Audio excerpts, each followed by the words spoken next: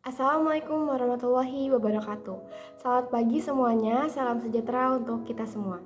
Perkenalkan, nama saya Tifa Rashmani Widiawan dengan NPM 2530 6211 100, Program Studi Manajemen. Pada kesempatan hari ini, saya akan menjelaskan materi konsep dasar manajemen dan bisnis. Apa sih manajemen bisnis? Manajemen bisnis adalah kegiatan perencanaan, pengawasan, serta pengerjaan pada suatu bisnis atau usaha. Dalam manajemen bisnis, tidak hanya memastikan bisnis tersebut berjalan, tetapi memastikan bisnis tersebut berkembang dan berkelanjutan. Nah, manajemen bisnis sendiri mampu mengubah tantangan menjadi suatu peluang. Setelah memahami pengertian manajemen bisnis mempunyai fungsi-fungsi. Fungsi yang pertama yaitu perencanaan. Perencanaan adalah tahap awal di mana manajemen menentukan visi misi, tujuan, serta strategi dan taktik untuk mencapai tujuan tersebut. Jadi di perencanaan ini perusahaan itu sudah menentukan mau dibawa kemana arah si perusahaan tersebut gitu. Jadi sudah ada rencana. Yang kedua ada pengorganisasian. Di fungsi pengorganisasian ini mengatur sumber daya yang ada. Sumber daya yang ada dimaksud ini adalah karyawan. Jadi karyawan sudah bekerja sesuai dengan rencana yang sudah ditetapkan, pembagian-pembagian tugasnya. Yang ketiga ada pengarahan. Pengarahan di sini perusahaan mengarahkan karyawan untuk mencapai tujuan dari usaha tersebut. Dan yang keempat ada fungsi pengendalian. Fungsi pengendalian ini memastikan bahwa aktivitas berjalan sesuai dengan rencana. Jadi tiap bulannya mengadakan evaluasi kinerja agar tahu di mana saja kurang-kurangnya seperti itu dan bagian mana aja yang harus dievaluasi. Komponen-komponen yang penting dalam manajemen bisnis. Yang pertama yaitu manajemen keuangan. Manajemen keuangan ini mengatur seluruh keuangan dalam perusahaan tersebut. Yang kedua ada manajemen pemasaran. Manajemen pemasaran lebih mengatur strategi perusahaan tersebut, membangun brand awareness. Yang ketiga ada manajemen produksi. Manajemen produksi ini mengatur seluruh jalannya produksi serta menjaga kualitas produk tersebut.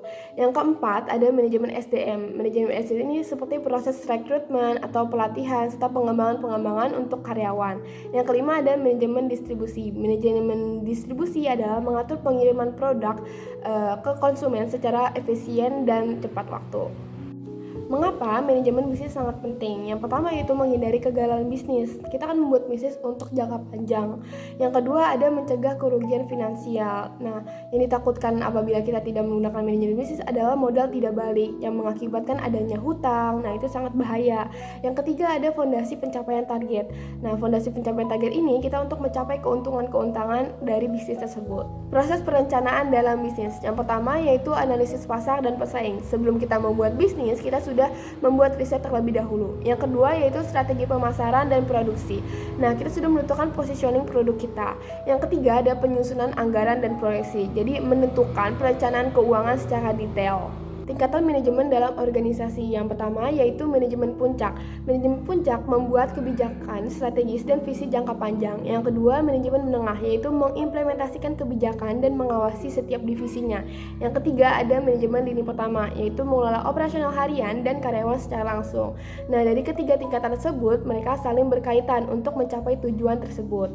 Tantangan dan peluang dalam bisnis modern. Yang pertama yaitu dinamika pasar global, perubahan pasar yang cepat dan persaingan yang ketat. Yang kedua revolusi digital. Dengan teknologi digital saat ini, manajemen harus mengikuti perkembangan yang ada. Yang ketiga adaptasi berkelanjutan, yaitu strategi yang konstan agar bisnis tetap relevan dan mampu berkembang pada era modern saat ini.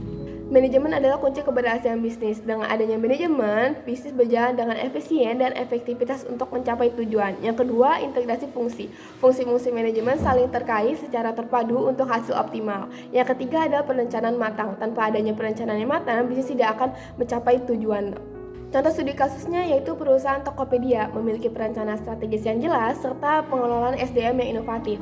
Juga mereka melakukan evaluasi rutin terhadap kebutuhan konsumen. Dengan seperti itu, Tokopedia menjadi salah satu e-commerce terbesar di Indonesia dan terus berkembang di tengah persaingan ketat industri digital. Kesimpulannya, dalam manajemen yang baik, bisnis dapat berjalan dengan terarah, mencegah kegagalan, menghindari kerugian finansial, serta mencapai target dan pertumbuhan berkelanjutan. Sekian pemaparan materi dari saya, kurang lebihnya mohon maaf. Wassalamualaikum warahmatullahi wabarakatuh.